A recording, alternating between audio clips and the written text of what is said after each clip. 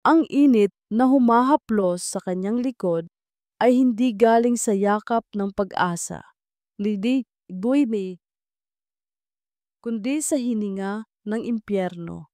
Isang hininga na may kasamang tunog ng nagbabagang kahoy, ng nababasag na mga salamin at ng sarili niyang humahabol na paghinga.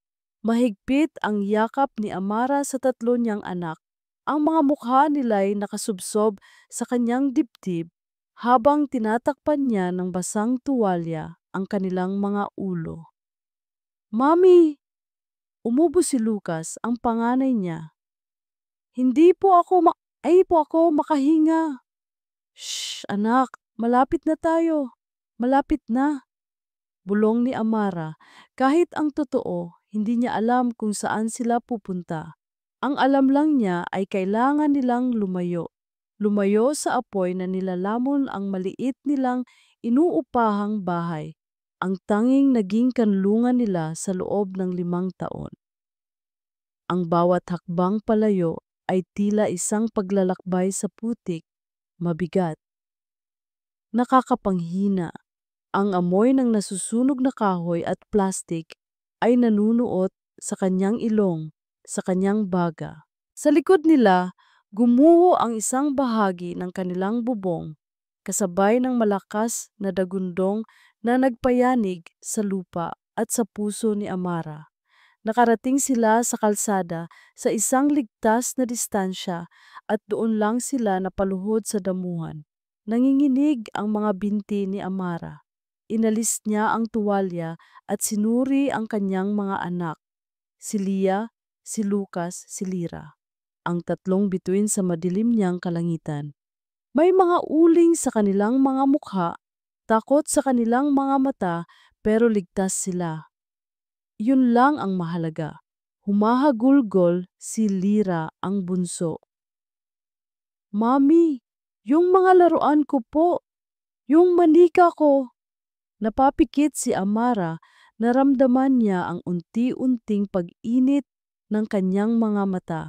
Isang butil ng luha ang pumatak sa kanyang kamay. Ang mga manika ni Lira, ang mga lumang libro ni Lucas. Ang nag-iisang litrato ng pamilya nila na nakasabit sa dingding. Ang lahat ng mumunting yaman na inipon nila mula sa wala. Ngayon, abo na ang lahat. Tumingala siya sa apoy na umaabot na sa kalangitan. Ang bahay na iyon, ang bahay na naging saksi sa mga unang hakbang ng kanyang mga anak, sa mga unang salita nila, sa bawat tawa at iyak. Iyon ang kanilang mundo. At ngayon, wala na. Parating na ang mga bumbero. Dinignan niya ang papalapit na sirena. Pero huli na ang lahat. Umupo si Amara sa gilid ng kalsada. Yakap-yakap pa rin ang kanyang mga anak na ngayon ay tahimik ng umiiyak. Anong gagawin niya? Saan sila pupunta ngayong gabi? Wala silang damit, walang pagkain, walang pera. Ang tanging dala nila ay ang mga suot nila sa katawan at ang takot na bumabalot sa kanilang pagkatao. Napayuko siya, hinayaan ang mga luha na malayang dumaloy sa kanyang pisngi. Pakiramdam niya ito na ang dulo. Pagkatapos itakwil, pagkatapos mag-isang itaguyod ang mga anak, pagkatapos ng lahat ng sakripisyo, ito ang ibibigay sa kanya ng tadhana. Isang gabing madilim kung saan pati ang munti nilang pag-asa ay tinupok ng apoy. Wala na. Talagang wala nang natira. Sa gitna ng kanyang pagtangis, isang matinding liwanag ang tumama sa kanilang mukha. Napatingin siya.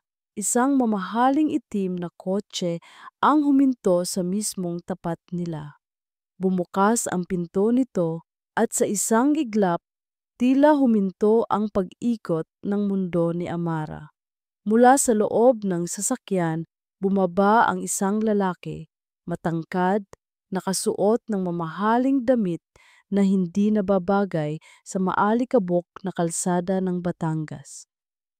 Pamilyar ang kanyang tindig, pamilyar ang kanyang mukha, kahit pa mas may guhit na ito ng kapanahunan. Napahigpit ang hawak ni Amara sa kanyang mga anak. Naramdaman niya ang panlalamig ng kanyang buong katawan sa kabila ng init na nagmumula sa nasusunog na bahay. Hindi, hindi maaari. Lumapit ang lalaki. Bawat hakbang ay tila isang malakas na kabog sa dibdib ni Amara. Tumigil ito ilang talampakan mula sa kanila. Ang mga mata nito'y puno ng emosyon na hindi niya mabasa. Awa, pag-aalala, o baka naman pagkakasala. Amara, ang boses na iyon. Ang boses na huli niyang narinig, 5 taon na ang nakalipas. Sa araw na gumuho ang kanyang mundo. Ang boses ng kapatid ng lalaking dumurog sa kanyang puso.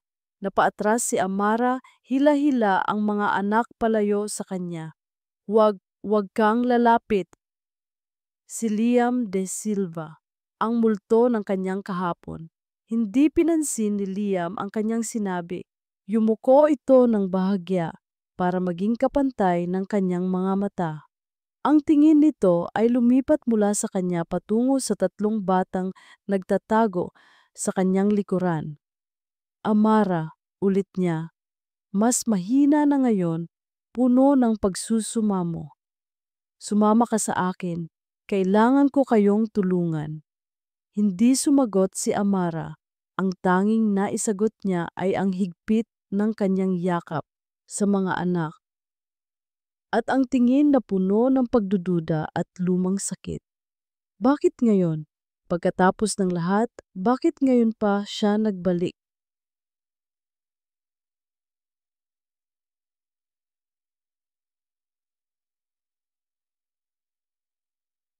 Ang bawat kilometro na inilalayo ng kotse mula sa nasusunog na bahay ay 1 kilometrong idinadagdag sa bigat na nakadagan sa dibdib ni Liam. Nasa shotgun seat si Amara, nakatingin lang sa labas ng bintana, ang refleksyon niya sa salamin ay tila isang estranghero, isang babaeng binura ng pagod at kalungkutan. Sa likod, ang 3 bata ay nakatulog na sa wakas. Ang kanilang mga hininga ay maliliit na hibla ng buhay sa loob ng katahimikan ng sasakyan. Tumingin si Liam sa rearview mirror. Nakita niya ang mga mukha ng mga bata, may bahid pa ng uling, mga pamangkin niya, dugo at laman ng kapatid niya pero hindi nila siya kilala. At ang ina nilang si Amara ay mas gugustuhin pang tumakbo sa gitna ng apoy kaysa sumama sa kanya kung mayroon lang siyang ibang pagpipilian. Ilang buwan. Ilang buwan na niyang hinahanap si Amara. Mula nang makarating sa kanya ang balita, isang tsismis lang mula sa isang malayong kamag-anak na ang hatatinam ay na ang asawa ni Mateo de Silva ay namumuhay na parang pulubi sa isang probinsya sa Batangas. Noong una hindi siya naniwala, hindi si Amara, hindi ang Amara na kilala niya, ang babaeng may pinakamaliwanag na ngiti, ang babaeng nagdala ng kulay sa madilim na mansyon ng mga De Silva. Pero ang pagdududa ay kinain ng konsensya, at ang konsensya ang nagtulak sa kanya na hanapin ito. Para saan? Para humingi ng tawad? Para itama ang isang pagkakamaling 5 taon na siyang ginugulo tuwing gabi? Ang pagkakamali nila ng Kuya Mateo niya, pero higit sa lahat, ang pagkakamali niya ang sarili niyang kaduwagan. Huminto siya sa tapat ng isang modernong condominium building sa isang tahimik na bahagi ng syudad, malayo sa gulo ng Manila. Ito ang unit na inupahan niya 1 buwan na ang nakalipas. Sa ilalim ng ibang pangalan, isang safe house, isang backup plan kung sakaling mangyari ang isang bagay na tulad nito. Nandito na tayo, mahina niyang sabi. Di sumagot si Amara. Dahan-dahan lang siyang gumalaw para gisingin ang mga anak. Walang salita, walang tanong. Tanging Tangi ang nakakabinging katahimikan na mas malakas pa sa kahit anong sigaw. Inalalayan niya sila paakyat sa unit.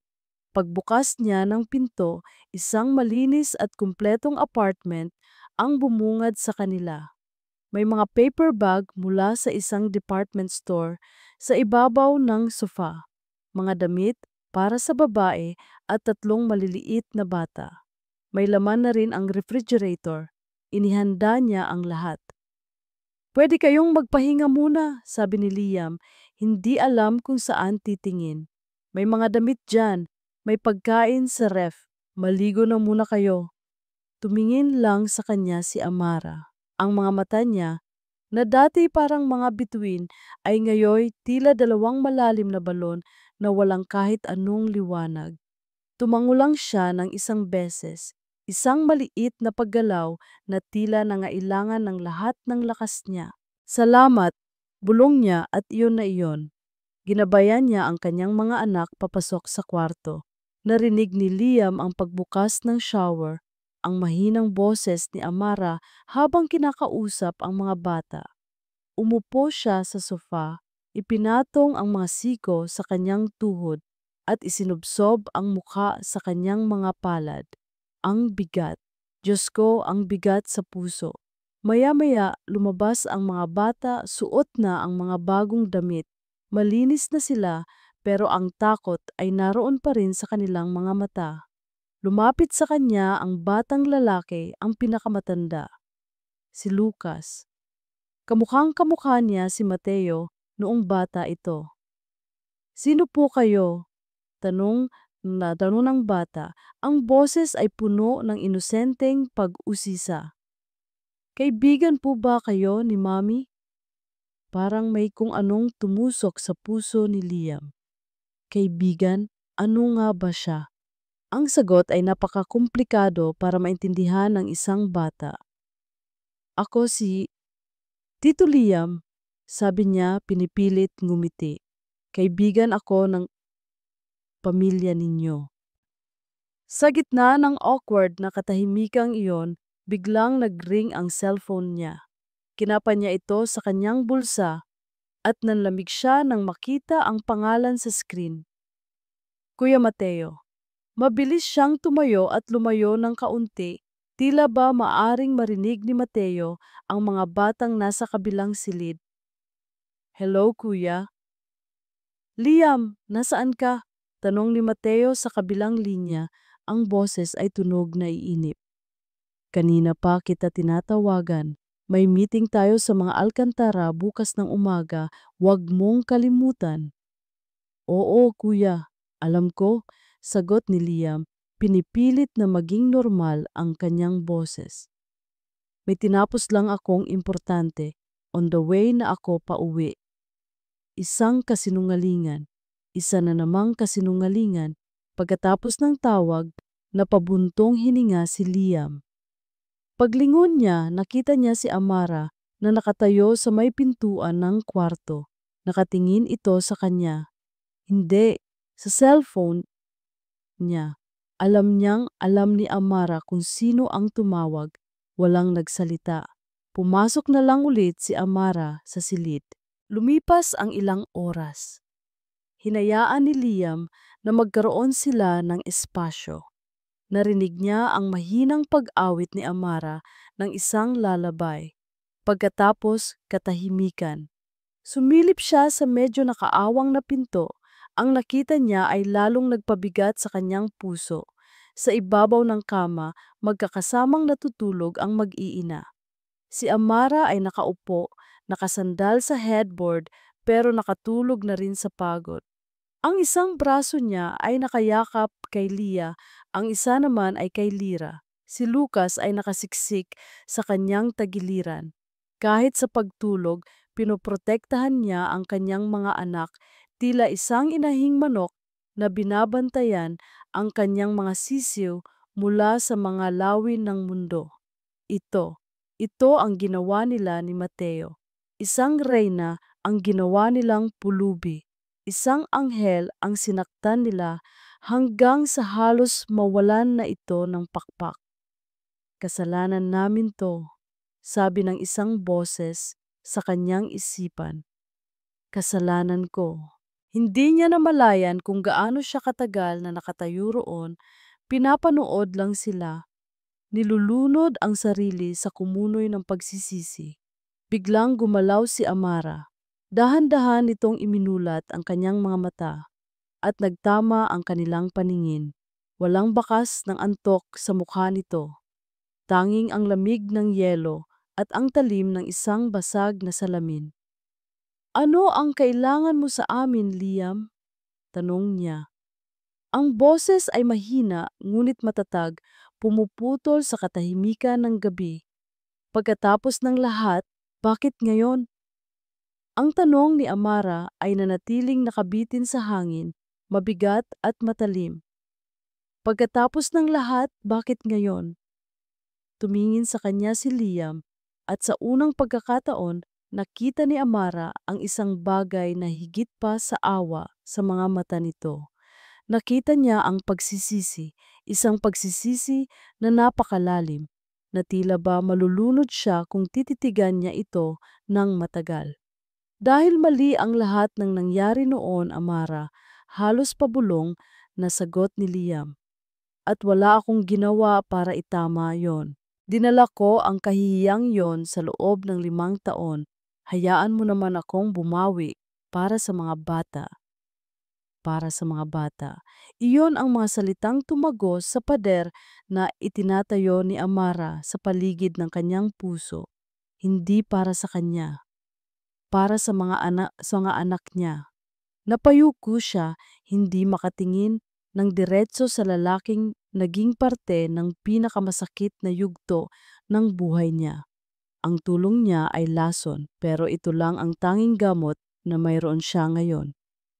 Sige, sabi niya, ang boses ay walang emosyon. Para sa mga anak ko, pero huwag mong isipin na may nagbago sa pagitan natin. Isang kasunduan. Isang malinaw na linya na ginuhit niya sa buhangin.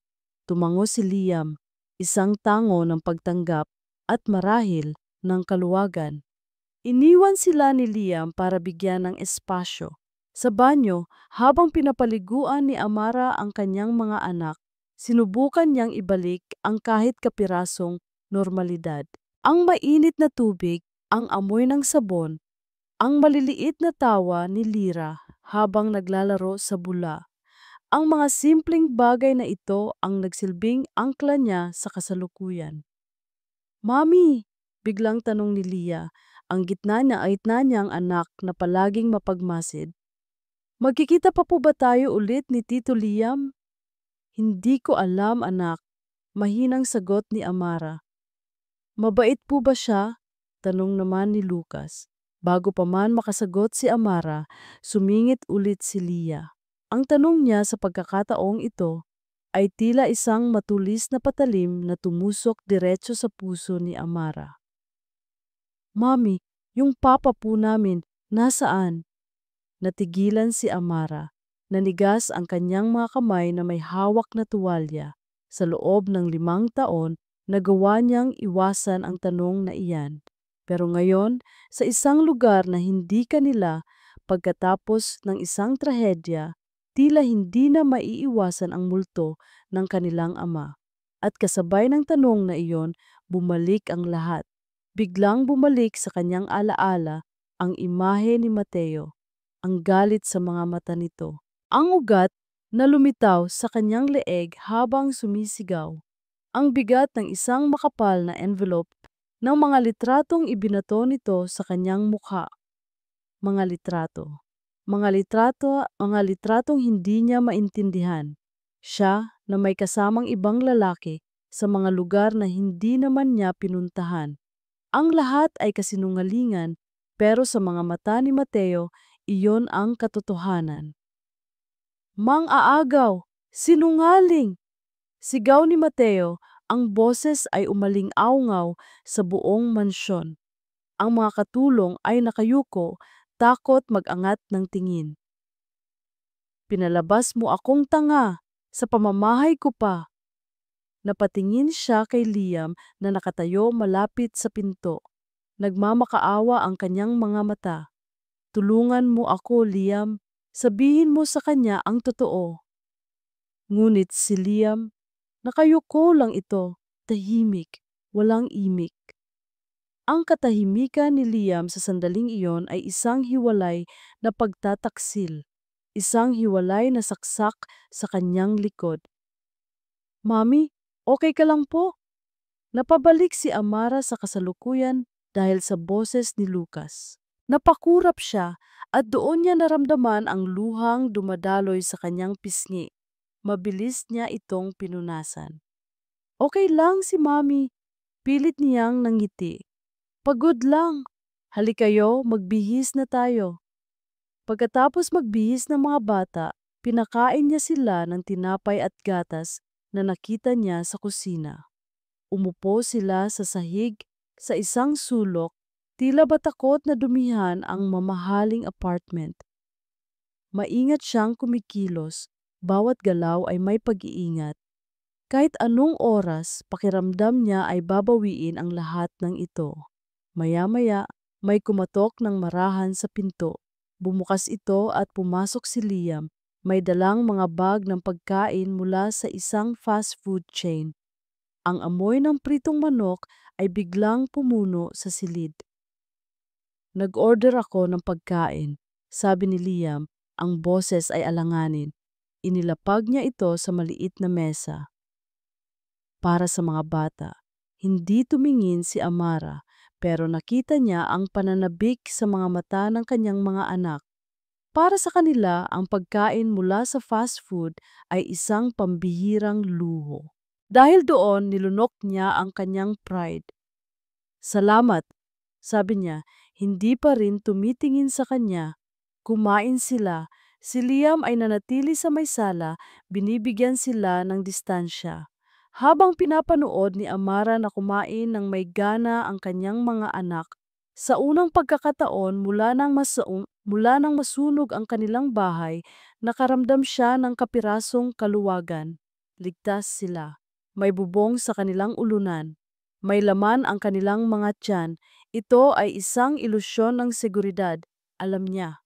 Isang pansamantalang kanlungan na pag-aari ng isang taong hindi niya mapagkakatiwalaan. Ngunit sa sandaling ito, hahayaan niya ang sarili niyang maniwala sa ilusyong iyon, kahit ngayon lang.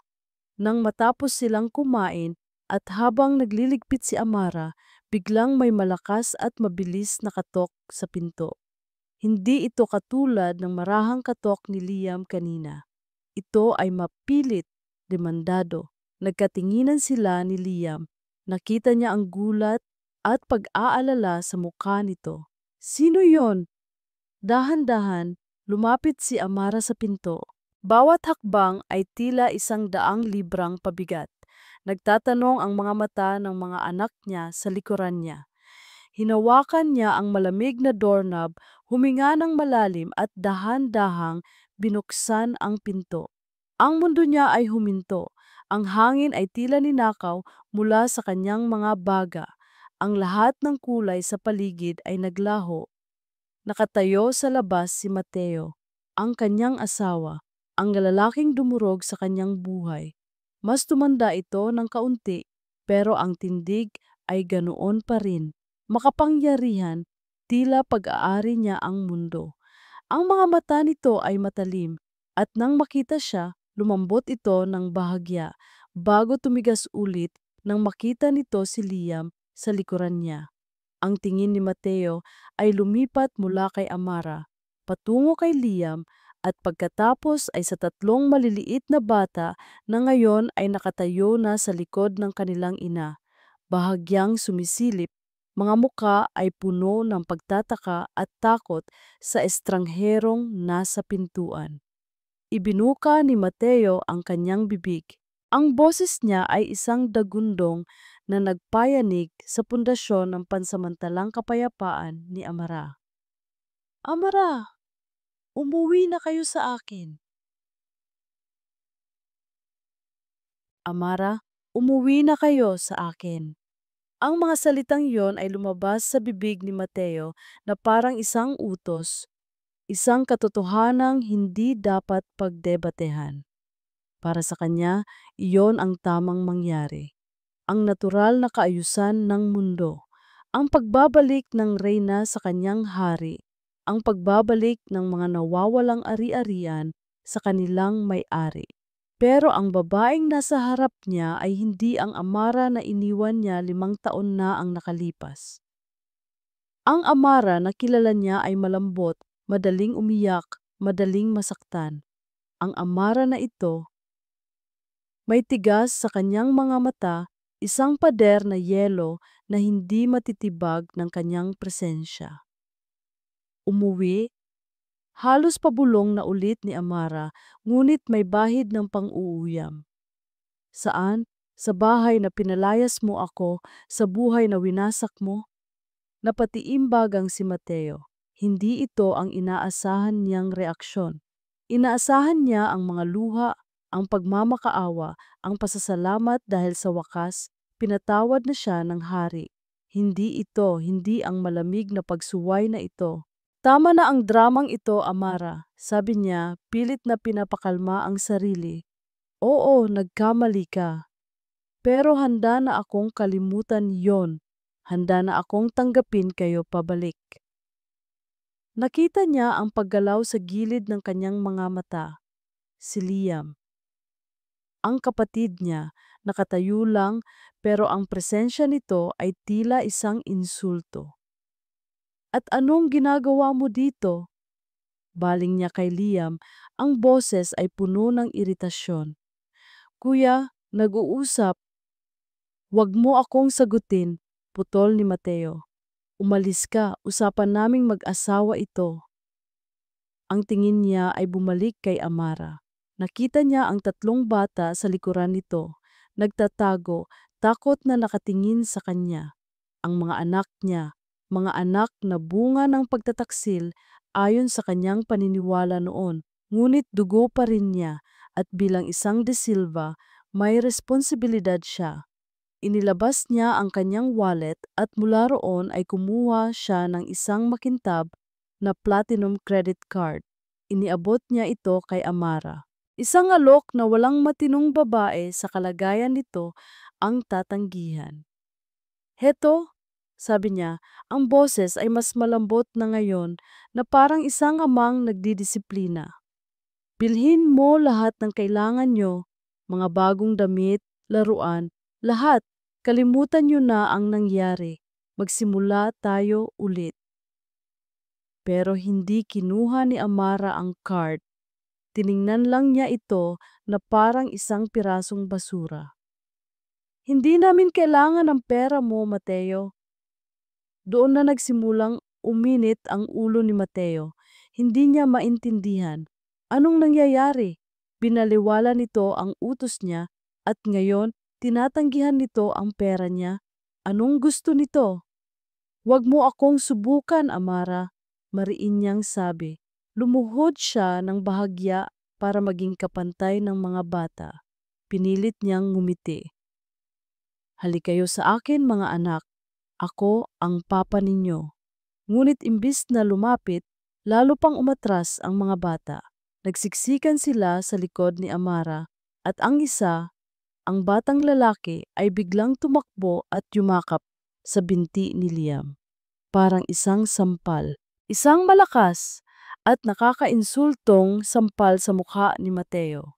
Ang sarili niyang anak, mas pinili pa ang kapatid niya kaysa sa sarili niyang ama. Tumayo siya ng tuwid, ang muka ay nagdidilim sa galit. Ang lahat ng galit niya ay bumaling kay Liam. Ano to, Liam? Sigaw niya. Anong lason ang ipinakain mo sa mga batang ito? Anong binabalak mo, ha? Gusto mong agawin ang pamilya ko? Kuya, wala akong ginagawang masama. Depensa ni Liam. Tinatulungan ko lang sila. Tulong? O baka naman ito na ang pagkakataon mo. Ito na ang matagal mo nang hinihintay. Nag-aapoy ang mga mata ni Mateo. Ang dating sugat ng pagtataksil ay muling kumirot at ngayon ang kapatid niya pa mismo ang naglalagay ng asin dito. Sa gitna ng tensyon, biglang nag-ring ang cellphone niya. Sa inis, halos hindi niya ito sagutin. Pero nang makita niya ang pangalan sa screen, huminga siya ng malalim para pakalmahin ang sarili. Katrina.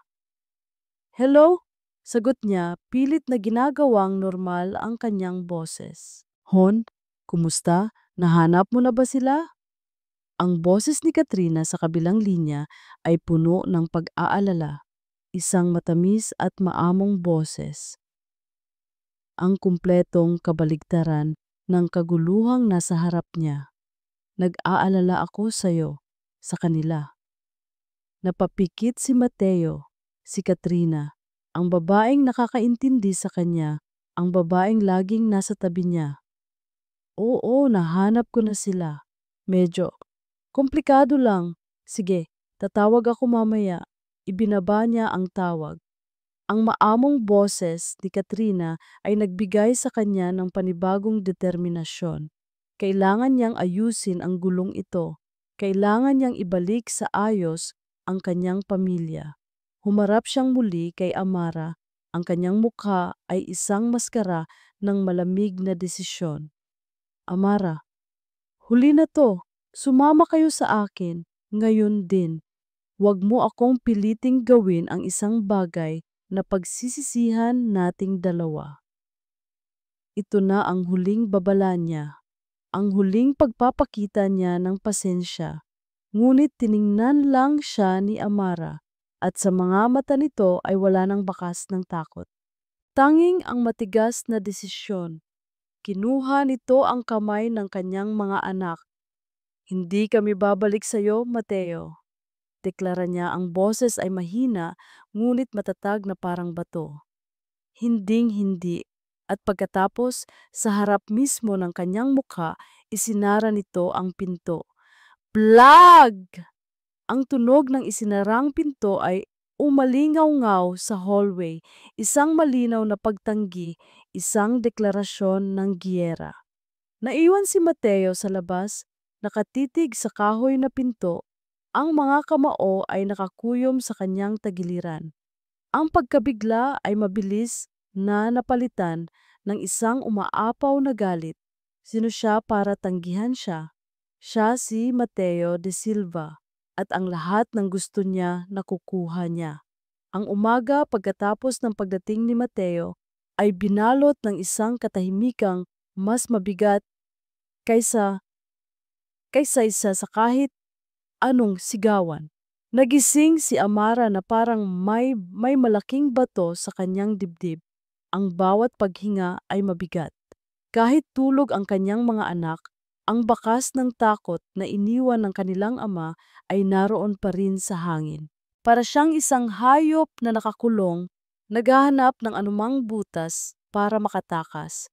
Ngunit ang bawat sulok ng apartment na ito ay sumisigaw ng pangalan ng mga De Silva. Si Liam ay maagang umalis, sinabing may aasikasuhin lang. Isang pag-iwas, alam ni Amara, isang paraan para bigyan sila ng espasyo o marahil para bigyan ang sarili niya ng pagkakataong makahinga mula sa tensyon.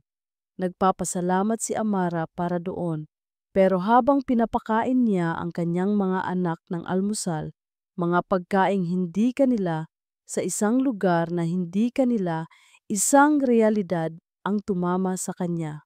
Wala silang pag-aari, kahit isang pirasong papel na magpapatunay ng kanilang pagkatao na sama sa abo. Ang mga birth certificate ng mga bata, ang mga lumang resibo, ang nag-iisang kopya ng kanyang high school diploma. Wala. Kailangan niyang bumalik. Kailangan niyang makita, kahit isang sulyap lang. Kahit para lang masigurado na wala na talagang natira. Kaya nang bumalik si Liam sa apartment pagdating ng tanghali, dala-dala na naman ang mga paper bag ng pagkain. Sinalubong siya ni Amara ng isang desisyon. Kailangan kong bumalik sa Batangas, sabi niya. Ang boses ay matatag, walang bakas ng pag-aalinlangan. Natigilan si Liam. Saan? Sa nasunog na bahay. Bakit? Kailangan kong tingnan, sagot ni Amara. Baka may, baka may natira kahit ano. Nakita niya ang pag-aalala sa mga mata ni Liam. Amara, mapanganib pa roon at masakit lang para sa iyo na makita. Hindi ko hinihingi ang opinyon mo. Putol niya mas matalim kaysa sa kanyang intensyon. Kailangan kong pumunta doon. Kung hindi mo ako kayang ihatid, magko-commute ako. Alam nilang pareho na kasinungalingan iyon. Saan siya kukuha ng pamasahe? Napabuntong hininga si Liam, isang tunog ng pagsuko. Sige, ihahatid kita, pero iiwan natin ang mga bata sa isang kakilala ko. Isang pamilya na mapagkakatiwalaan. Mas ligtas sila roon. Isang parte kay Amara ang gustong tumutol, ang gustong sabihin na hindi niya ipagkakatiwala ang mga anak niya sa isang estranghero. Ngunit ang mas malaking parte sa kanya ay alam na tama si Liam. Ayaw niyang makita ng mga anak niya ang abo ng dati nilang tahanan. Ang biyahe pabalik sa Batangas ay isang biyahe sa loob ng katahimikan. Si Amara ay nakatingin lang sa labas ng bintana, pinapanood ang mga gusali na dahan-dahang napapalitan ng mga puno. Nakaupo siya sa loob ng isang mamahaling kotse sa tabi ng isang De Silva, pabalik sa lugar na tinakbuhan niya para makalimutan ang mga De Silva. Ang kabalintunaan ng lahat ng ito ay tila isang mapait na biro. Nang marating nila ang lugar, ang tanawin ay mas masahol pa kaysa kaysa sa kanyang mga alaala. Ang dating bahay nila ay isa na lang itim na kalansay. Ang amoy ng sunog at ulan ay nanunuot sa hangin. Nandoon pa rin ang yellow tape ng mga bumbero, isang malungkot na paalala ng trahedya. Bumaba sila ng kotse. Bawat hakbang ni Amara papunta sa kinatayuan ng dati nilang bahay ay parang pagtapak sa mga basag na piraso ng kanyang puso. Mag-iingat ka, paalala ni Liam. Hindi sumagot si Amara. Pumasok siya sa loob ng nasunog na istruktura. Ang sahig ay puno ng abo at basang uling. Ang mga dingding ay itim. Ang mga bintana ay mga blangkong butas na nakatingin sa langit. Sinimulan niyang halungkatin ang mga labi sa lugar kung saan dating nakatayo ang kanilang maliit na aparador. Naghahanap siya ng isang maliit na lata, isang lata ng biskwit, kung saan niya itinago ang mga importanteng dokumento. Ngunit wala siyang makita kundi mga piraso ng nasunog na kahoy at natunaw na plastik. Sumunod si Liam sa kanya, tahimik na tumutulong maghalongkat sa kabilang sulok. Ang kanilang mga kilos ay mabagal at magalang, tulad ng dalawang tao sa isang burol. Wala na, bulong ni Amara sa kanyang sarili, ang pag-asa ay tuluyan nang namamatay. Wala nang natira. Nang biglang tumigil sa paggalaw si Liam. Amara! Napatingin siya. Nakayuko si Liam, may tinitingnan sa sahig. Dahan-dahan niya itong dinampot. Isang kislap ng metal sa gitna ng kadiliman. Lumapit si Amara. Sa palad ni Liam ay may isang lighter. Isang mamahaling Zippo lighter na gawa sa metal. May kakaibang disenyo na nakaukit dito. Isang phoenix, isang ibon ng apoy. Mukha itong bago at mamahalin. Isang bagay na hinding-hindi mapapadpad sa kanilang simpleng bahay. Sa'yo ba to? Tanong ni Liam, ang mga mata ay seryosong nakatitig sa kanya. Umiling si Amara. Hindi ako naninigarilyo at wala akong kilalang may ganyan. Tinitigan ni Liam ang lighter, iniikot-ikot sa kanyang mga daliri. Ang kanyang noo ay nakakunot, malalim ang iniisip. Masyadong malinis para malaglag lang dito at masyadong kakaiba. Baka sa isa sa mga bumbero? Suwestiyon ni Amara kahit siya mismo ay hindi naniniwala. Umiling si Liam, ang kanyang tingin ay seryoso. Amara, paano kung hindi ito aksidente? Ang mga salita niya ay parang malamig na tubig na ibinuhos sa likod ni Amara. Ano? Anong sinasabi mo? Isipin mo, sabi ni Liam, ang boses ay mahina ngunit mapilit. Isang lighter na hindi sayo. Isang sunog na nagsimula ng napakabilis. Paano kung may nagsadya nito? Huwag kang magsalita ng ganyan. Mabilis na sagot ni Amara, ang puso niya ay biglang kumabog ng malakas. Ang takot sa kanyang boses ay hindi maikakaila. Mas madaling tanggapin ang isang aksidente, isang gawa ng tadhana. Pero ang isipin na may isang taong may sapat na galit sa kanila para gawin ito, iyon ay isang bangungot na hindi niya kayang harapin. Sino naman ang gagawa niyan sa amin? Sabi niya, nanginginig ang boses. Wala kaming kaaway. Bago pa man makasagot si Liam, isang boses mula sa kanilang likuran ang nagsalita. Amara, iha, kayo pala yan. Napalingon sila, si Aling Nena, ang matandang kapitbahay nila na nakatira sa kabilang kalsada. Aling Nena, sabi ni Amara. Nakikiramay ako sa nangyari sa inyo, iha. Sabi ng matanda, ang muka ay puno ng awa. Nakakatakot. Ang sabi ko nga sa sarili ko, kakaiba talaga ang mga nangyayari ngayon. Alam mo ba, bago pa mangyari yang sunog, may napapansin na akong kakaiba. Kakaiba po? Tanong ni Liam. Oo, may isang itim na kotse. Maganda, mamahalin. Paliwanag ni Aling Nena. Ilang gabi nang pabalik-balik dito sa lugar natin. Akala ko nga may nililigawan, pero wala namang bumababa. Nakaparada lang dyan sa may kanto na parang may minamanmanan. Isang itim na kotse. Nagkatinginan si Amara at Liam. Ang hangin ay biglang napuno ng isang bagong uri ng takot. Hindi na ito ang takot sa kawalan. Ito ang takot sa isang hindi nakikitang panganib. Sino ang gagawa nito sa amin? Mahinang ulit ni Amara. Pero ngayon, hindi na ito isang tanong na naghahanap ng kasagutan. Ito ay isang bulong ng purong takot. Tinitigan siya ni Liam. Ang pagdududa na dating nasa mga mata niya tuwing tumitingin sa kanya ay napalitan ng isang bagay na mas malalim, mas matatag.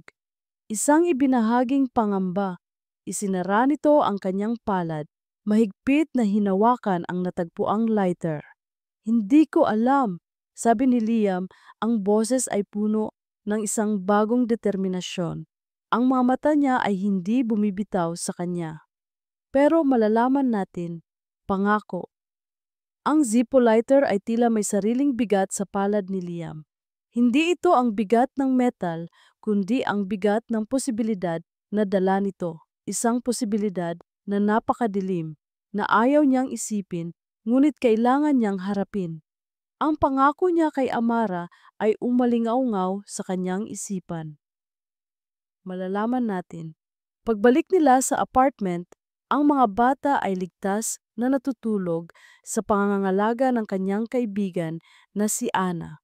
Si Amara, pagod na pagod sa emosyon at sa biyahe, ay agad na pumasok sa kwarto at nahiga. Tila ba gusto niyang takasan ang mundo sa pamamagitan ng pagtulog. Iniwan siya nitong mag-isa sa sala, kasama ang lighter at ang 1,000 tanong sa kanyang isipan. Hindi na ito tungkol sa pagsisisi lang. Isa na itong responsibilidad, isang misyon. Kinuha niya ang kanyang cellphone at nag-dial ng isang numero mula sa memorya. Marco, Liam to. Oh, De Silva, napatawag ka. Akala ko mga mayayaman lang na asawa ang kliyente mo ngayon. Biro ng boses sa kabilang linya. Ang boses ng kanyang kaibigan na isang private investigator. Seryoso to, Marco, sabi ni Liam.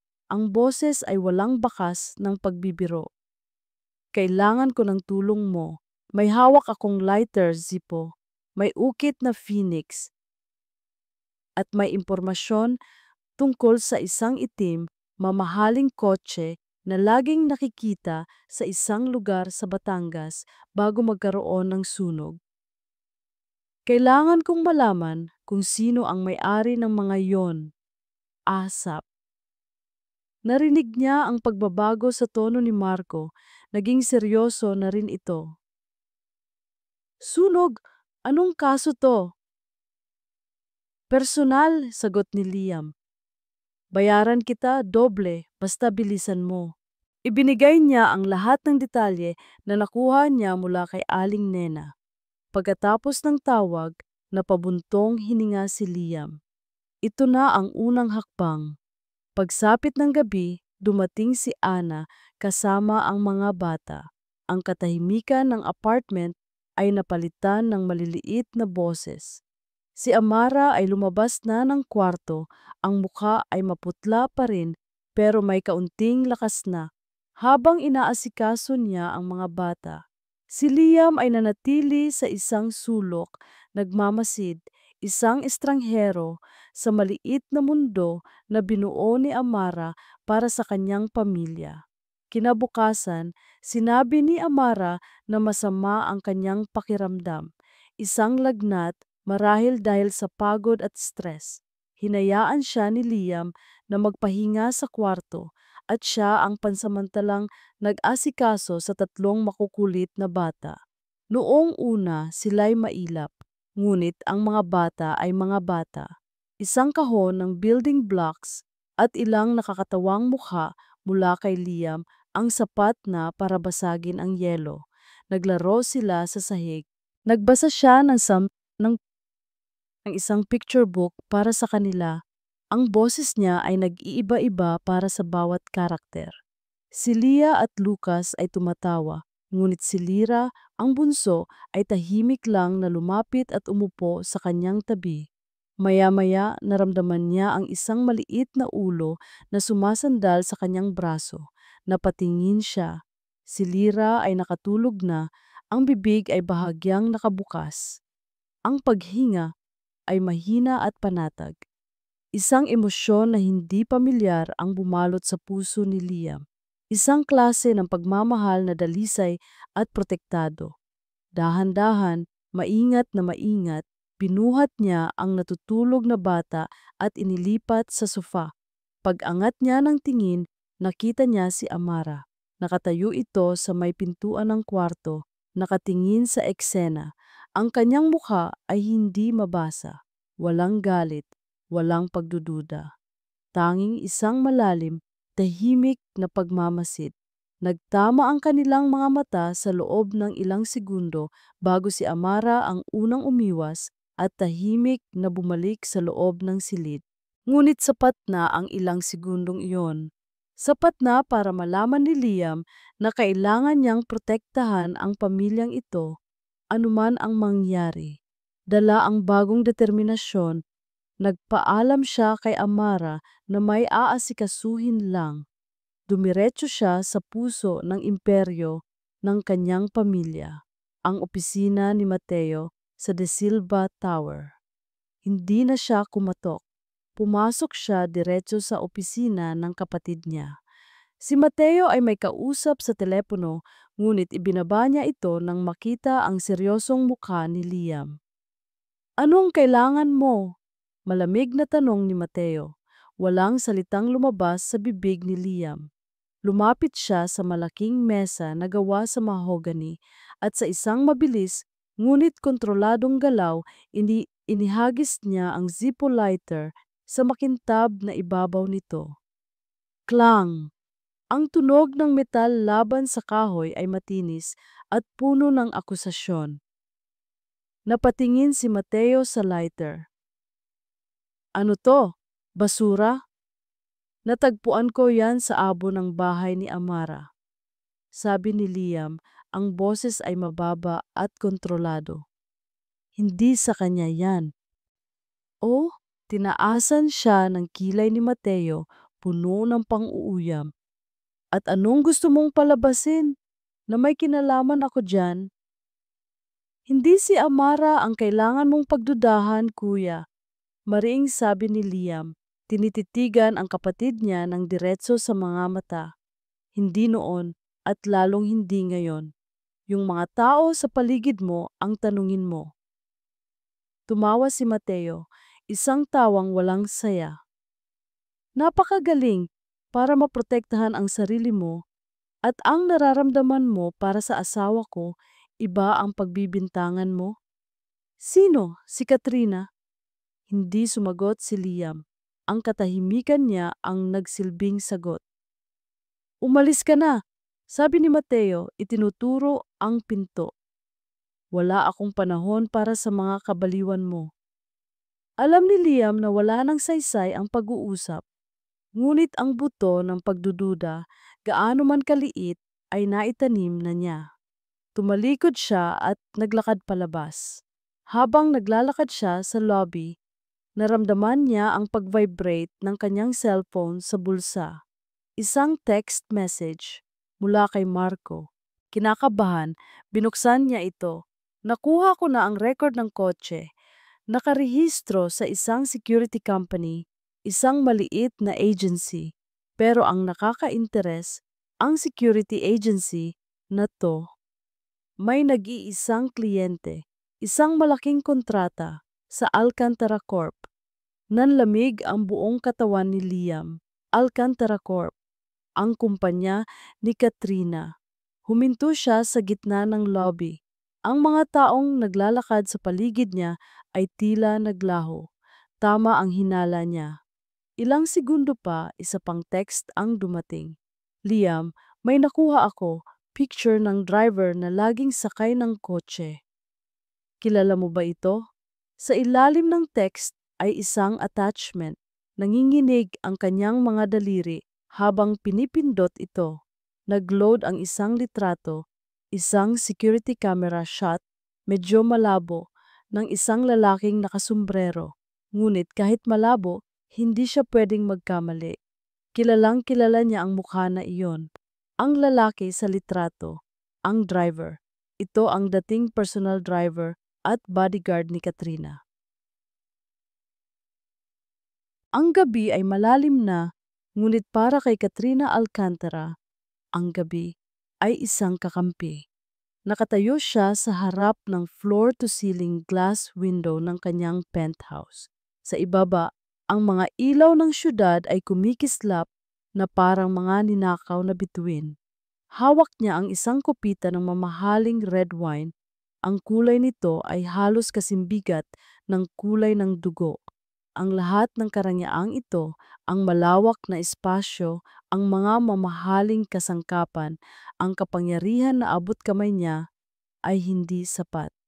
Hindi hanggat may isang anino na pilit na bumabalik, isang anino na nagngangalang Amara.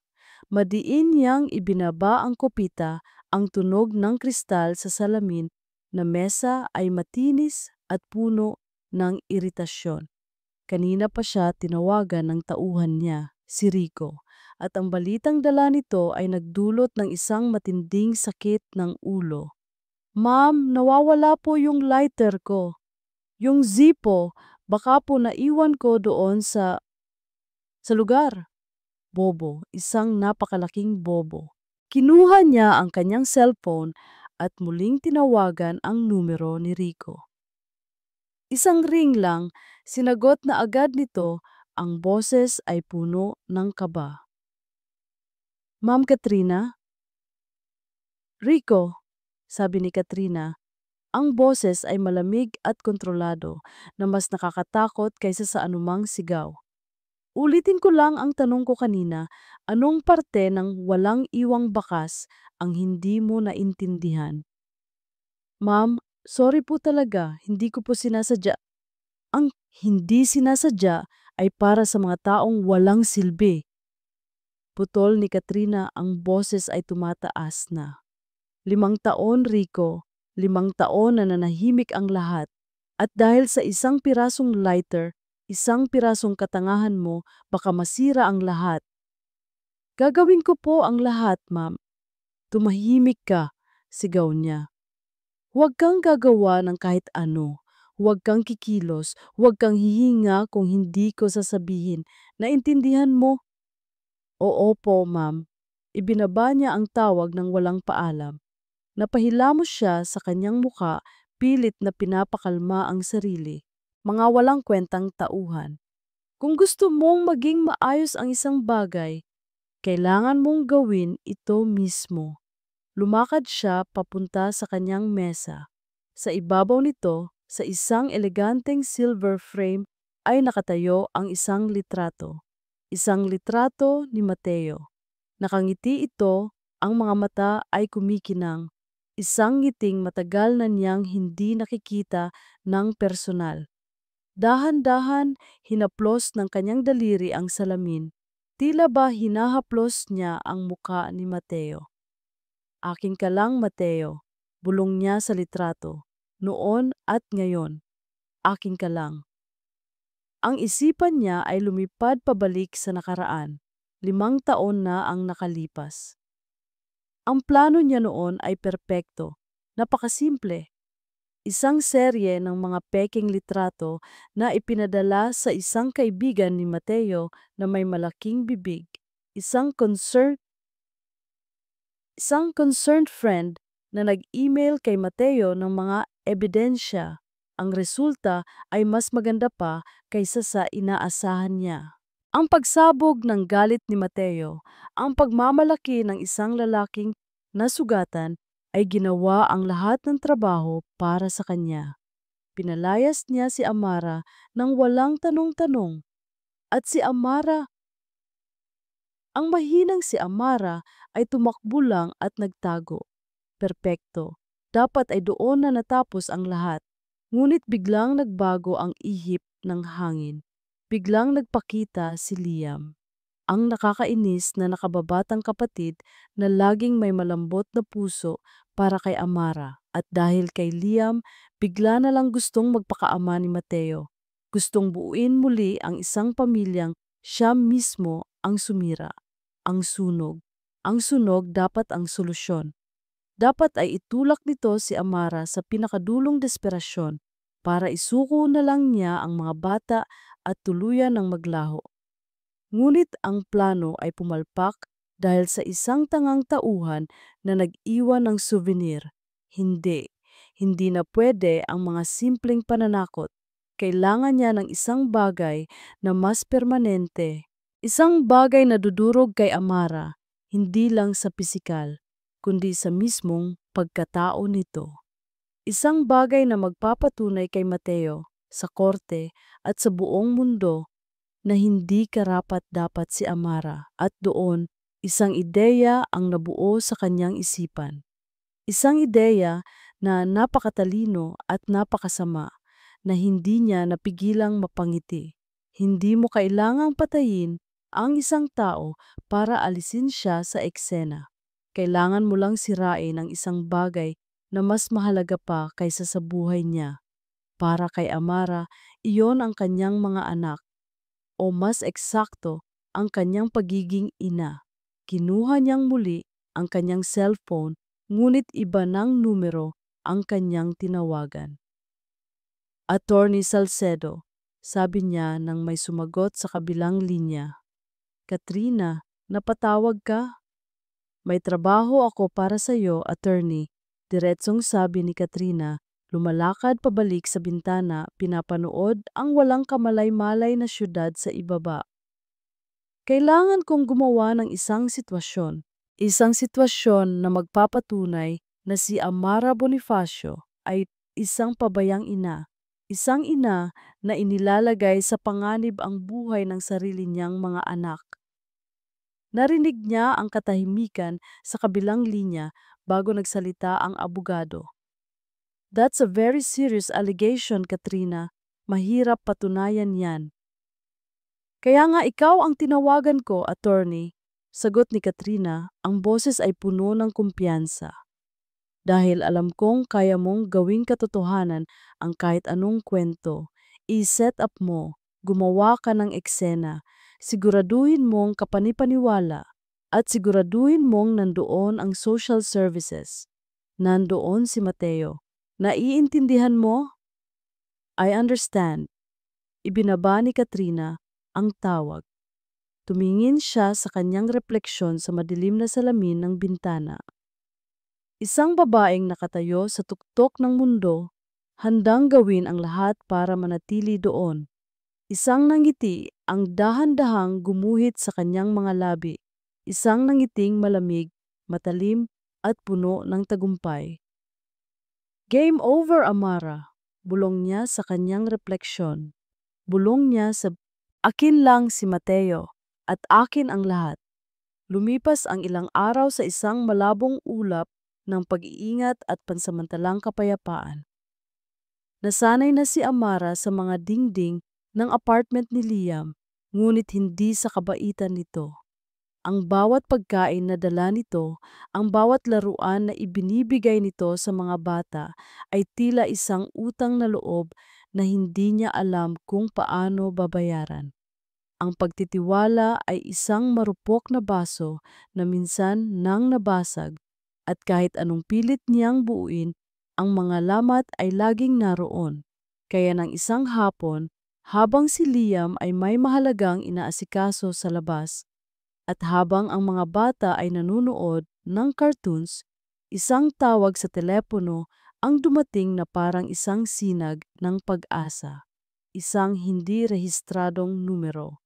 Nag-atubili si Amara, ngunit sinagot din niya. Hello, is this Miss Amara Bonifacio? Tanong ng isang profesional na boses ng babae. Ako nga po, sagot ni Amara. Good afternoon, ma'am. My name is Cynthia from Celebrations Catering. Nakuha po namin ang pangalan ninyo mula sa isang lumang listahan ng mga supplier sa Batangas. Mayroon po kaming isang malaking event bukas. At nag-back out po ang isa sa aming mga food assistant. It's a long shot, pero baka po interesado kayo. Malaki ang bayad. Natigilan si Amara. Isang trabaho. Isang totoong trabaho. Sarili niyang pera. Ang pagkakataong tumayo sa sarili niyang mga paa kahit sa isang araw lang. Sige po, interesado po ako. Mabilis niyang sagot.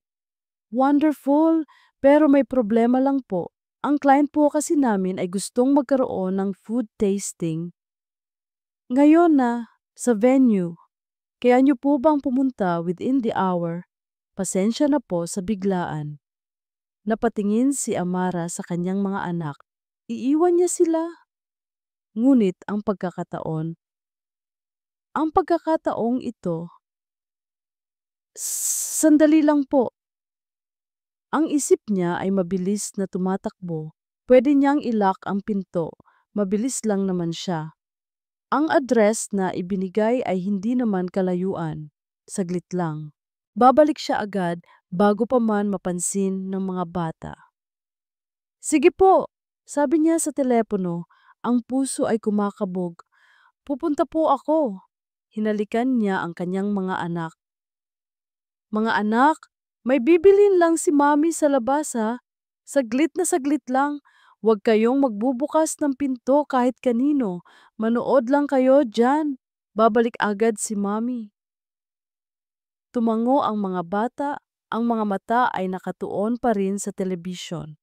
Sa isang huling sulyap, nilock ni Amara ang pinto at nagmamadaling umalis. Dala ang isang pananabik na matagal na niyang hindi naramdaman.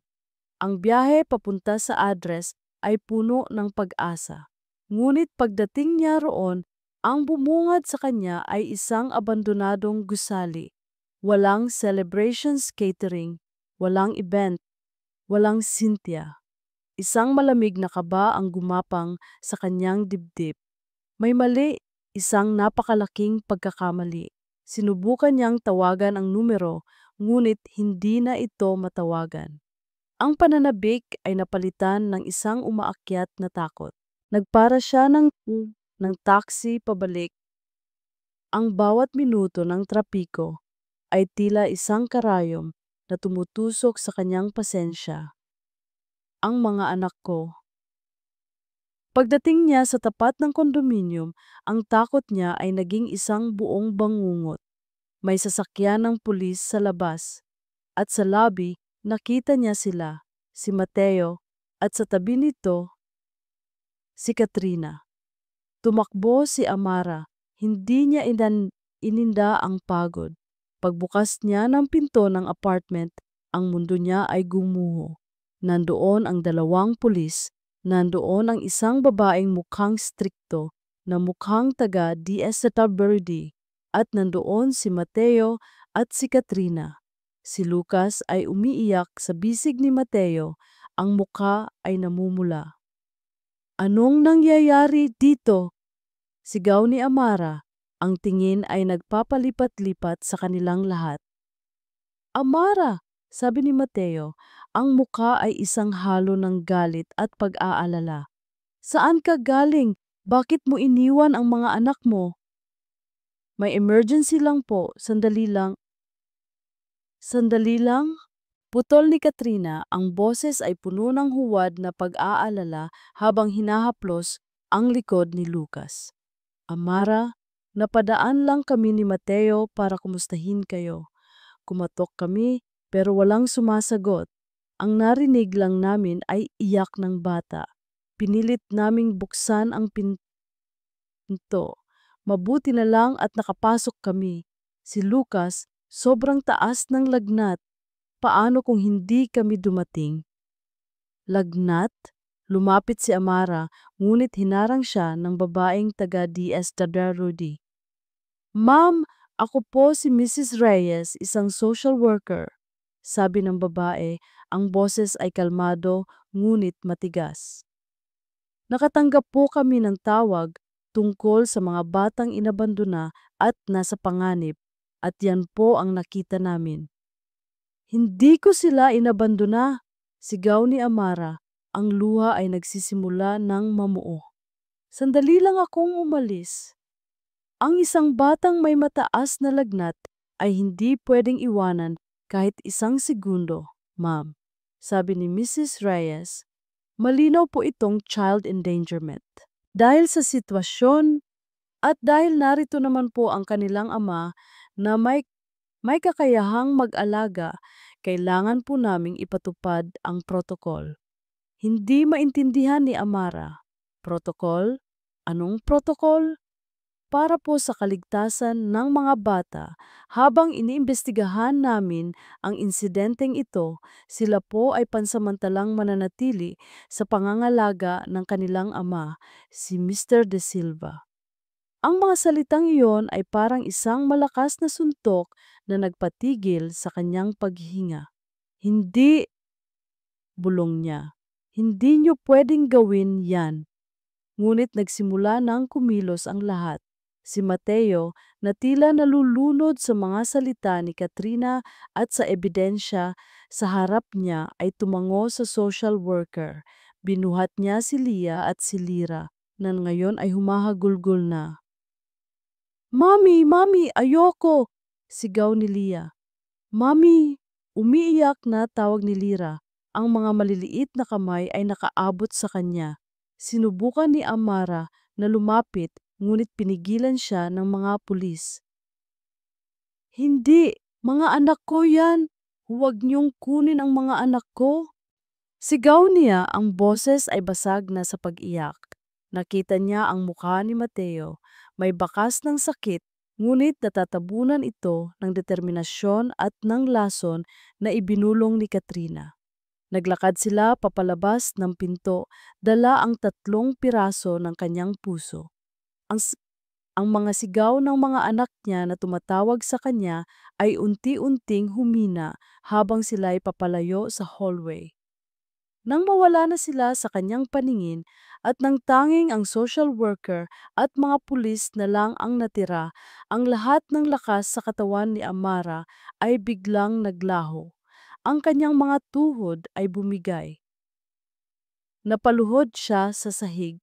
Isang sigaw na walang tunog ang kumawala sa kanyang lalamunan. Ang sakit ay napakatindi. na tila ba pinupunit ang kanyang kaluluwa. Wala na, wala nang natira. Kinuha na nila ang lahat. Sa sandaling iyon, bumukas ang pinto. Si Liam, puno ng pag-aalala ang mukha nito na agad na payat at mamatinan na agad na napalitan ng pagkabigla nang makita ang eksena. Amara, anong nangyari? Tumingala si Amara. Ang kanyang mga mata ay walang laman, basag at talunan.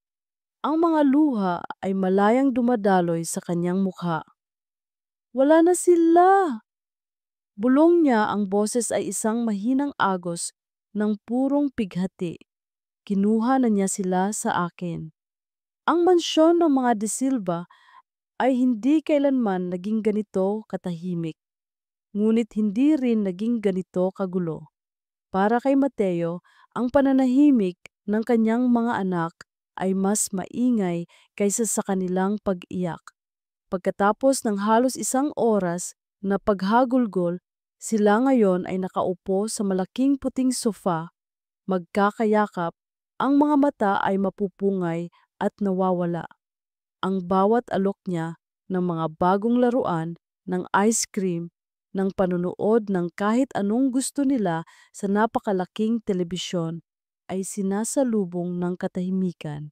Naramdaman niya ang isang emosyong hindi pamilyar sa kanya, pagkainutil. Kaya niyang magpatakbo ng isang multimilyong kumpanya, kaya niyang takutin ang mga kakumpetensya, ngunit hindi niya kayang pawiin ang kalungkutan sa mga mata ng sarili niyang mga anak. Si Katrina ay kanina pang umalis matapos ihatid ang isang care package na puno ng mga gamot at mamahaling prutas. Hayaan mo na silang mag-adjust, Hon, sabi nito sa kanya. Ang boses ay puno ng pag-unawa. Masasanay din sila sa bago nilang buhay, sa mas magandang buhay. Pero habang papalalim ang gabi, ang salitang maganda ay tila isang kasinungalingan. Nilapitan niya si Lucas na nakasandal sa kanyang ate Lia. Hinaplos niya ang noo nito. Wala na itong lagnat. Okay ka na ba, anak? Mahinang tanong ni Mateo. Tumango lang si Lucas, ngunit hindi tumingin sa kanya. Mabuti naman at uminom ka ng gamot kanina, sabi ni Mateo, sinusubukang gumawa ng koneksyon. Biglang umiling si Lucas. Ang mukha ay nakasimangot. Ayoko po ng gamot ni Tita Katrina, natigilan si Mateo. Bakit naman? Mapait ba?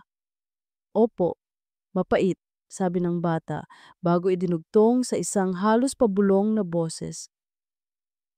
Wala naman po akong sakit kanina bago niya ako pinainom. Ang mga salita ng bata ay parang maliliit na bato na ibinato sa isang tahimik na lawa, lumilikha ng mga alon na hindi niya inaasahan.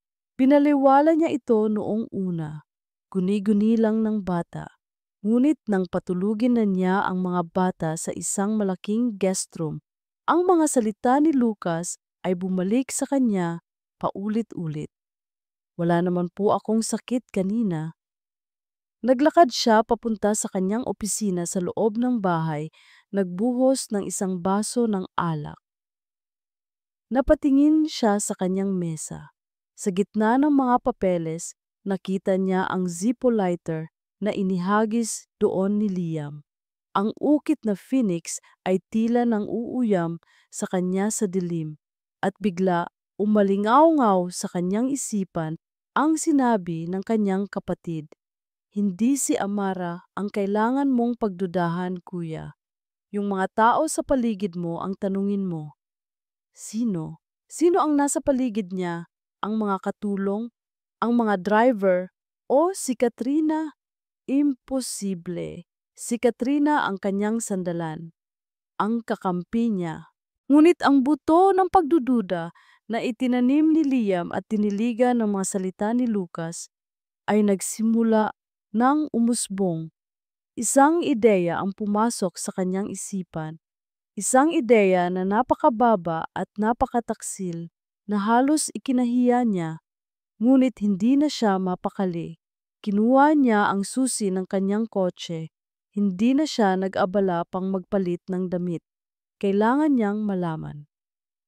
Ngayon din, nagmaneho siya papunta sa opisina ni Katrina.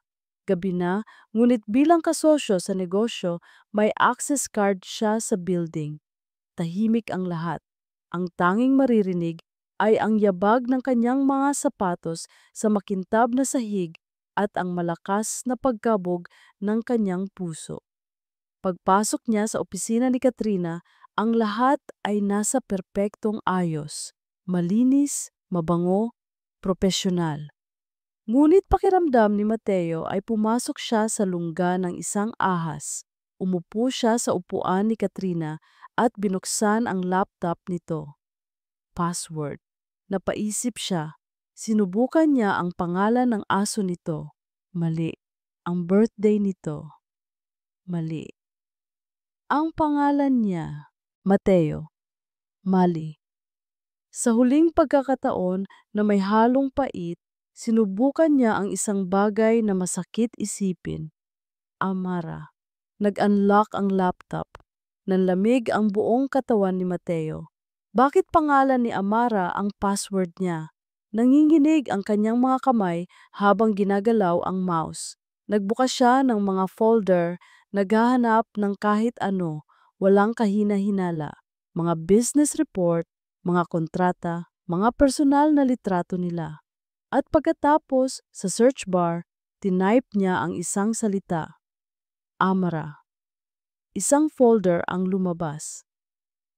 Isang folder na nakatago sa loob ng system files na may simpleng pangalan na nagpatindig ng kanyang mga balahibo. Project Amara. Hindi ito alaala. Hindi ito diary. Ito ay isang proyekto. Dahan-dahan na parang nagbubukas ng isang bomba, binuksan niya ang folder. Ang laman nito ay nagpaguho sa mundo niya. Nandoon ang lahat, mga subfolder na may petsa. 2020, The Foundation.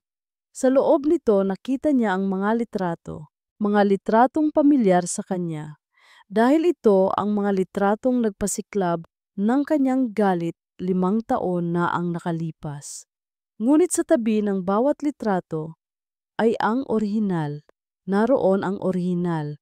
Si Amara nakangiti habang bumibili ng gulay sa palengke. Sa tabi nito ang bersyon na ipinadala sa kanya. Si Amara pa rin, pero ang palengke ay naging isang madilim na bar. At ang kausap niyang tindera ay naging isang lalaking nakahawak sa kanyang baywang. Naroon ang orihinal.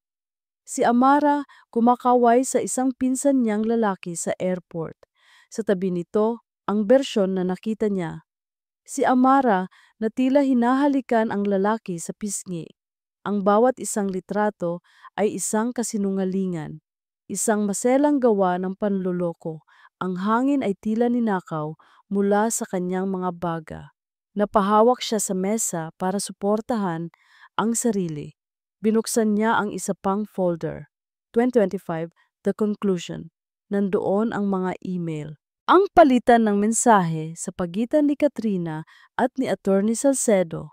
Pinaplano ang setup para palabasin na pabaya si Amara. Ang bank transfer sa isang pekeng kumpanya na tinawag na Celebrations Catering. Ang mga text message sa driver na si Rico, inuutusan itong manmanan ang bahay sa Batangas. At ang pinakahuli, isang medical report tungkol sa isang gamot na nagdudulot ng pansamantalang lagnat at panghihina kapag ipinainom sa bata. Ang lahat ng ito, ang lahat ng pagdurusa ni Amara, ang 5 taon ng kanyang pag-iisa, ang nasunog na bahay, ang pagkawala ng kanyang mga anak, ang lahat ay isang plano, isang masama, makalkula at walang awang plano. At siya ang naging pinakamalaking tanga. Ang pinakamahalagang kasangkapan sa larong ito. Ang kanyang pagmamalaki, ang kanyang galit, Ang kanyang pagiging bulag, ito ang mga armas na ginamit ni Katrina para wasakin ang buhay ng babaeng minsan niyang ipinangakong mamahalin at poprotektahan. Binitawan niya ang mouse. Tumayo siya, ngunit ang kanyang mga binti ay tila gulaman. Napasandal siya sa pader, humihingal na parang tinakbo niya ang 1,000 milya. Ang bigat ng katotohanan ay isang dambuhalang alon na lumunod sa kanya, na nag-iwan sa kanya na basag at walang laman. Nagkamali siya. Hindi. Kulang ang salitang iyon. Sinira niya siya. Dinurog niya si Amara para sa isang kasalanang hindi nito ginawa. Kinuha niya ang kanyang cellphone, ang mga daliri ay nanginginig ng husto na halos hindi niya madayal ang numero ni Amara. Nang may sumagot sa kabilang linya, ang boses nito ay mahina at pagod, isang multo ng dating sigla. Hello? Ibinuka ni Mateo ang kanyang bibig. Gusto niyang sumigaw, magpaliwanag, magmakaawa. Ngunit walang salitang lumabas. Tanging ang bigat ng kanyang kasalanan ang pumuno sa kanyang lalamunan. Sa wakas, sa isang basag at nanginginig na tinig na halos hindi niya makilala bilang sarili niya, isang salita lang ang kanyang naibulong. Amara. Huminto siya, huminga ng malalim, nilulunok ang pait ng kanyang pagsisisi. Patawarin mo ako. Ang salitang patawad mula kay Mateo ay hindi isang balsamo na agad na naghilom sa mga sugat ni Amara. Ito ay isang susi. Isang susing nagbukas sa isang pintong matagal na niyang isinara, na naglabas sa lahat ng sakit, ngunit pati na rin sa katotohanan. Ang sumunod na araw ay isang malabong pagkilos. Si Mateo, dala-dala ang bigat ng buong mundo sa kanyang mga balikat, ay ipinakita sa kanya at kay Liam ang lahat ng ebidensya na natagpuan nito sa laptop ni Katrina. Bawat litrato, bawat email, bawat kasinungalingan. Para kay Amara, ang panunood nito ay parang pagbabasa ng isang horror story kung saan siya ang bida, ngunit hindi niya alam. Hindi ito nagdulot ng galit, kundi ng isang nakakapamanhid na kalungkutan.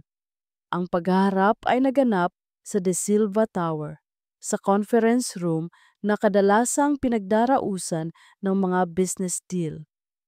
Ngunit ngayon, ang nakataya ay hindi pera, kundi buhay. Nandoon si Amara sa kanyang simpleng bestida, nakaupo ng tuwid. Sa tabi niya ay si Liam, ang kanyang tahimik na anino, ang kanyang hindi inaasahang lakas. Sa kabilang dulo ng mesa, si Mateo, ang muka ay guhit-guhit ng pagsisisi. At pagkatapos pumasok si Katrina, ang kanyang muka ay puno ng kumpiyansa. Suot ang kanyang pinakamahal na business suit na tila handa para sa isang pagpupulong. Mateo, hon, anong meron? Bakit? Natigilan siya nang makita si Amara at Liam. Ang kanyang ngiti ay bahagyang natigilan, ngunit mabilis ding bumalik. Oh, nandito pala sila. Walang nagsalita. Ipinakita lang ni Mateo ang laptop, nakabukas sa folder ng Project Amara. Nakita ni Katrina ang mga litrato, ang mga email. Sa isang iglap, ang maskara ng kumpiyansa ay nabakbak. Ang kulay ay nawala sa kanyang mukha. Sinubukan niyang magsalita, magpaliwanag, ngunit ang ebidensya ay hindi maitatanggi. Mateo, hindi totoo yan. Frame up yan. Gawa-gawa lang nila yan para sirain tayo. Desperadong sabi niya. Ang tingin ay lumilipat mula kay Mateo patungo kay Amara. Ngunit ang lahat ng tingin ay na kay Amara. Hinihintay nila ang kanyang sigaw, ang kanyang mga akusasyon, ang kanyang galit. Ngunit ang Amara na nagsalita ay hindi na ang Amara na kanilang kilala. Ang boses niya ay kalmado, ngunit ang bawat salita ay may bigat ng 5 taong pagtitiis. 5 taon, Katrina. Simula niya, ang kanyang mga mata ay nakatitig ng diretso sa babaeng sumira sa kanya. Hindi siya umiiyak. Hindi na. 5 taon kong tinanong ang sarili ko kung anong mali sa akin, kung bakit hindi ako sapat, kung bakit ang pagmamahal ko ay sinuklian ng pagtatakwil. Araw-araw, gigising ako at matutulog na daladala ang kahiyan na hindi ko naman kasalanan. Huminga siya ng malalim. Tinanggal mo sa akin ang asawa ko, tinanggal mo sa akin ang tahanan ko, tinanggal mo sa akin ang pangalan ko, sinubukan mong tanggalin sa akin ang mga anak ko. Tumayo si Amara. Ang kanyang maliit na tindig ay tila napuno ang buong silid. Pero may isang bagay kang hindi nakuha at hindi mo kailanman matatanggal. Ang pagiging ina ko. Bumaling siya kay Mateo. At ikaw, Mateo, ang kasalanan mo ay hindi ang maniwala sa kasinungalingan niya. Ang kasalanan mo ay ang hindi man lang magtiwala sa akin, ang hindi man lang ako tanungin.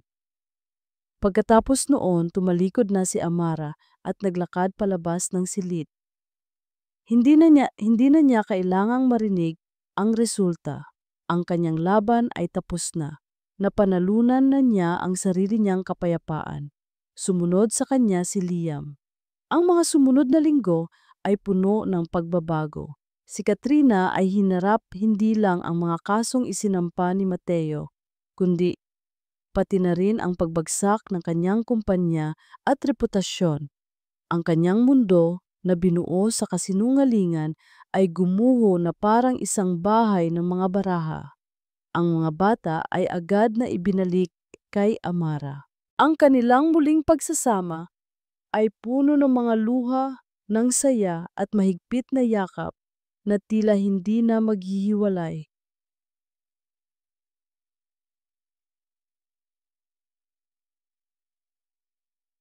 Makalipas ang 6 na buwan, ang amoy ng bagong lutong tinapay ay pumuno sa hangin. Sa isang maliit, maaliwalas na espasyo, sa isang tahimik na kalye, isang maliit na sign ang nakasabit. Panaderya ni Amara. Sa loob, si Amara, suot ang isang puting apron na may kaunting harina, ay abala sa pag-aayos ng mga pandesal sa isang tray. Ang kanyang buhok ay nakatali at ang kanyang muka ay may ngiti, isang tunay, panatag na ngiti. Sa isang sulok ng panaderya, may isang maliit na play area kung saan si Lia at Lyra ay naglalaro habang si Lucas ay seryosong nagdodrawing sa isang maliit na mesa. Ang pinto ng panaderya ay bumukas at isang pamilyar na tunog ng kampanilya ang umalingaw-ngaw. Pumasok si Liam, dala-dala ang isang malaking sako ng harina na may kasamang malawak na ngiti. Delivery para sa pinakamagandang panadera sa buong mundo, biro niya. Salamat sir, pakilagay na lang po dyan, natatawang sagot ni Amara. Si Liam ang kanyang naging business partner, ang kanyang investor, ngunit higit sa lahat, ang kanyang pinakamatalik na kaibigan. Ang linya sa pagitan nila ay malinaw, isang relasyon na binuo sa respeto at pag-aalaga, walang anumang pilitan. Maya-maya, isang itim na kotse ang huminto sa tapat. Bumaba si Mateo. Hindi na siya ang hari na mayabang, kundi isang amang may dalang pag-asa sa kanyang mga mata. Sabado ngayon, ang araw niya kasama ang mga bata. Hi Papa, sabay-sabay na bati ng mga bata, tumatakbo para salubungin siya. Ngumiti si Mateo at binuhat si Lyra. Ang tingin niya ay napunta kay Amara. Ang kanilang mga mata ay nagtagpo. Walang awkwardness, tanging isang pag-unawa na pinanday ng sakit at pagpapatawad. Hindi na sila mag-asawa, ngunit sila ay magulang. At sinusubukan nilang maging pinakamahusay na bersyon ng kanilang sarili para sa kanilang mga anak.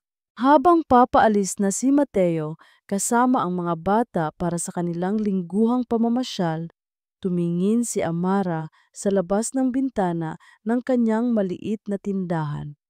Pinanood niya ang mga taong dumaraan, ang mga sasakyan, ang buhay. Huminga siya ng malalim, pinakiramdaman ang init ng araw na tumatama sa kanyang mukha sa pamamagitan ng salamin. Hindi ito ang buhay na pinangarap niya noon. Ito ay mas magulo, mas simple, at mas totoo. Wala na ang malaking mansyon, ang mga mamahaling damit, ang pangalan ng isang makapangyarihang pamilya. Ang natira ay siya, si Amara, isang ina, isang panadera, isang babaeng nadapa, nasaktan at nawalan ng lahat, ngunit muling bumangon. Sa unang pagkakataon sa napakatagal na panahon, naramdaman niya ang kalayaan. Napangiti siya, isang ngiti na para lang sa kanyang sarili. Ang kinabukasan ay isang blankong pahina, isang hindi pa nalulutong masa, at siya sa wakas ang may hawak ng resipe. Tumingin siya sa kanyang mga kamay na nababalot ng puting harina. Hindi na ito mga kamay ng biktima na naghihintay ng tulong. Ito ang mga kamay ng isang manlilikha. Sa bawat pagmasa, sa bawat paghulma, hindi lang tinapay ang kanyang binubuo. Binubuo niya ang kanyang bukas. Isang tinapay sa isang pagkakataon. Napangiti si Liam na tahimik na nagmamasid mula sa counter. Aabangan namin yan, Chef Amara. Sumilay ang isang ngiti sa mga labi ni Amara habang pinapanood niya ang dahan-dahang pag-golden brown ng tinapay sa loob ng oven. Habang hinihintay niyang maluto ito, naamoy na niya ang bango ng isang bagong pag-asa, ang init ng isang tahanan. Pinunasan niya ang kanyang mga kamay sa kanyang apron, ang mga kamay na minsay walang hawak kundi pighati, ngunit ngayoy puno ng kakayahang lumikha. Hindi na siya ang asawa ni Mateo, hindi na siya ang biktima ni Katrina. Siya si Amara. At sa wakas, sa loob ng kanyang maliit na panaderya, sa gitna ng halakhak ng kanyang mga anak at sa amoy ng tinapay na kanyang nilikha, ang pagiging si Amara lang, iyon ay higit pa sa sapat. At dito nagtatapos ang makulay na kwento nina Amara, Mateo at Liam. Mula sa kaibuturan ng aking puso, isang taus-pusong pasasalamat sa inyong walang sawang pagsubaybay at pag-aabang sa bawat kabanata ng buhay ni Amara. Isang karangalan ang makasama kayo sa kanyang paglalakbay. Hindi naging madali ang isulat ang kanyang kuwento. Kasama ninyo akong nasaktan sa kanyang mga kabiguan, nagalit sa mga kasinungalingan at naramdaman ang bigat ng bawat pagsubok na kanyang hinarap. Bawat luha niya ay tila patak din ng aking tinta. Subalit higit sa lahat, ang kwento ni Amara ay isang paalala para sa ating lahat. Isang paalala na ang tunay na lakas ay hindi nasusukat sa paghihiganti, kundi sa kakayahang magpatawad, hindi lang para sa iba, kundi lalo na para sa ating mga sarili. Ito ay isang testamento na kahit gaano karaming abo ang bumalot sa ating buhay, palaging may kakayahang bumangon, maghilom at magsimulang muli. Ito ay isang paalala na ang tunay na tahanan ay hindi palaging isang lugar, kundi isang pakiramdam ng kapayapaan na matatagpuan natin sa loob ng ating puso. Ngayon, nais ko namang marinig ang inyong mga saloobin. Anong aral ang inyong napulot? Saang bahagi ng kwento kayo pinakanaantig? Hinihiling ko na iwan ninyo ang inyong mga komento sa ibaba sapagkat ang inyong bawat salita ay mahalaga at nagbibigay inspirasyon sa akin na magpatuloy hanggang sa ating muling pagkikita sa susunod na kwento. Muli, maraming salamat po sa inyong lahat. Nagmamahal, kwento ng kapalaran.